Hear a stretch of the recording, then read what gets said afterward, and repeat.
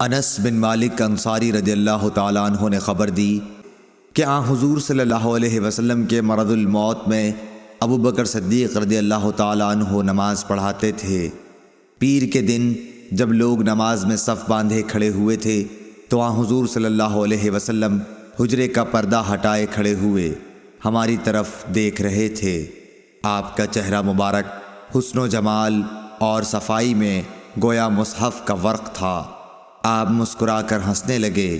ہمیں اتنی خوشی ہوئی کہ خطرہ ہو گیا کہ کہیں ہم سب آپ کو دیکھنے ہی میں نہ مشغول ہو جائیں اور نماز توڑ دیں۔